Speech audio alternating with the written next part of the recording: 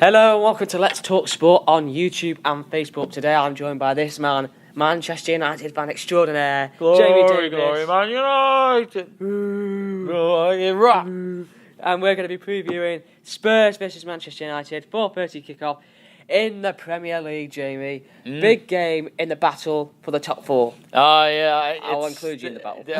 Well, you say that. I think when I last checked, we're only 3 points behind Arsenal. So it just shows that those 4 wins in a row from the good old babyface assassin 2.0, Ole Gunnar Solskjaer. Maybe there are some bright things to come for the rest of the season. I don't know. I'm not convinced yet because this is a real test now. If Solskjaer's been there for 2 to 3 weeks now, which is quite a long time in football these days for a manager. But the fact that he's there now, he's settled, he's had his first 5 games, he's won all 5 of them, which is great. I'm not trying to get over carried about it. We were against teams that normally United should win anyway. Let's be honest, on paper we should when you look at our squad. But this is the real test now. I remember we played Spurs around this time last year at Wembley and we lost 2-0, I think it was. Everton in the first minute. It was, yeah, and we were all over the place after that goal. I think it was a typical Mourinho tactic where if they got us early, that was it. We had no other backup plan, and that's why we lost. But 12 months on, let's see how we do. We beat them in the FA Cup semi-finals at Wembley, which we did it technically in their backyard, and that was a bigger game than that Premier League match. Let's be honest, but. We'll see. Like I said, this is a real challenge now for Solskjaer. If he can get a result, as in getting a win, a draw means nothing still. Wins, we need to go for the win. Then the spirit keeps on going, and certainly the winning is on United's side. Let's look at the reverse fixture. Obviously, last time when you played each other in the league, it was in August. I think it was the second game of the season, wasn't it, or something like that? Yeah, it was our first Old Trafford game, I think. You lost 3-0 to Tottenham. Kane with a goal and Lucas Moura. One time Manchester United target with the other 2. Yeah. Obviously, you said about the Ole Gunnar Solskjaer, how well he's done winning the first 5 games. He's made a record there, history. He's a go down Man United for that.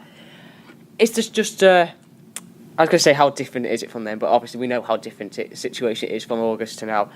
Is it just a bounce, new manager bounce, or do you think Ole's going to take you up the table? It's a good question because I'll say this now. I would look towards the new manager bounce if Mike Phelan wasn't there, because of the fact that he's the assistant manager. He knows how to run a successful team in terms of conquering Europe and the Premier League and every other competition you can think of.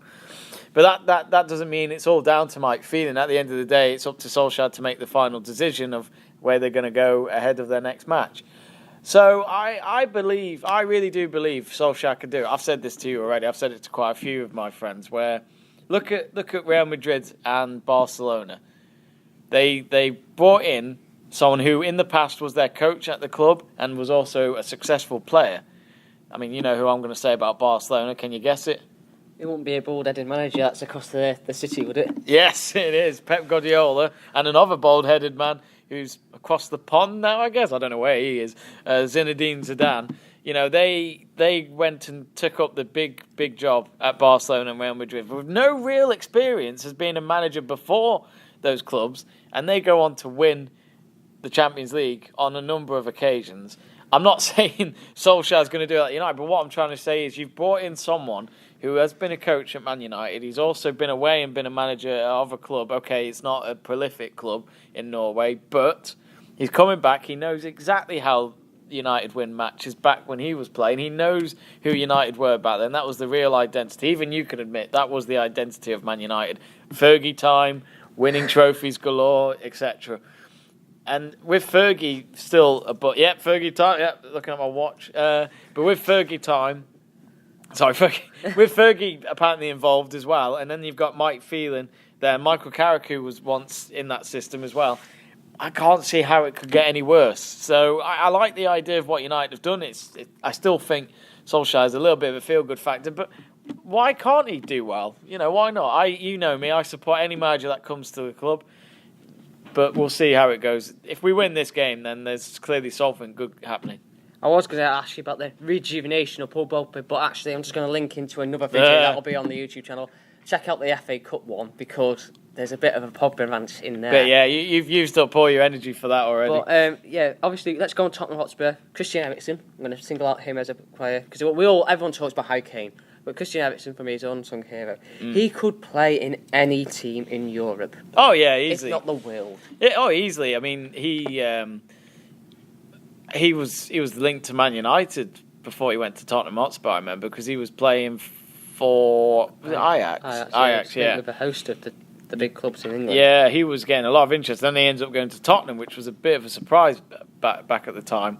And he's done wonders. And I've said it before about this Tottenham team. If they don't win anything this season, I mean, who knows? Pochettino, like I say, Pochettino's going to go up to Solskjaer on Sunday, give him a handshake, and it could be, I'm after your job. We don't know. I'm sure they won't talk about that. But, you know, the moment Pochettino leaves, if he does leave this summer, whether it's Man United or Real Madrid, Eriksen and Kane and all, I've got to consider, well, am I going to win anything at this club now if our boss is gone? Yeah. So we'll see. But Eriksen is just astonishing. I think he's a great player. That goal against Everton as well with that volley, it just defines Eriksen. He's just a great finisher, but he's also a great midfielder. He's a team player. Let's speak hypothetically. You mentioned Pochettino leaving Tottenham. I know this is probably a topic for another video sometime, but nice little plug there. But obviously, if he left, there's rumours that Tottenham are sniffing around Eddie Howe at Bournemouth. Obviously, that would have an effect on Bournemouth. Is he a good enough replacement for Pochettino, or do you think they need to go more high profile? Because I rate Eddie Howe, and I like Eddie Howe. I think Eddie Howe fits the bill. I think there's two managers, there's two names that we're talking about, which they fit bills for both clubs. Pochettino is a Man United manager. Whether he ever does be, he's definitely a candidate. But no, he is, because Pochettino is promoting youth players at Tottenham. That's exactly what Fergie was at Man United. And also Pochettino... and then Pochettino doesn't hardly spend that much money, really, and he gets the best out of his players. That was Sir Alex Ferguson as well. I just feel Pochettino, if not Solskjaer, is the perfect man for United. But Eddie Howe is perfect for Tottenham because he's done it with nothing. I think when he became the manager of Bournemouth, they were in League 2 or League 1 or something like that. I can't remember. But, you know, he's done very well for himself. And for what he's done with those Bournemouth players, he's still got players at Bournemouth that won the championship. And to do that and still keep them going for 3 years later and still be in the top half of the Premier League, with how small the club is, it's pretty incredible. So I'm glad he's getting interest because I'm sure he'll be shortlisted at United, but I can't see him going to United. But he's a great manager. Maybe one day. One day, maybe. We'll see. Okay, so back onto this match. Have you got the score prediction? Well, I'm hoping I'm going to go to this. I haven't bought my ticket yet because I will be down south. But I'm going to go for United win, but I'm going to go for 2-1. It's going to be a very tight game. I reckon they'll go 1-0 up, but we'll do the old turn it around kind of scoreline. But, you know, I think this will be our toughest game since Solskjaer has joined. Well, I'm going to go for 2-1, but not for Manchester United. Ah, of course. I'm going to go for 2-1 Tottenham Hotspur. It's not the Liverpool fan in me. Yeah, it is. Yeah, it is. He's wearing the shirt. Let's get it on. Yeah, there we go. There we go. Get the fire. Get the lighter. But, because Tottenham have been on that run of form, they've got the results. They obviously won 3-0 against Cardiff last time. Not that Cardiff's a big challenge, no disrespect.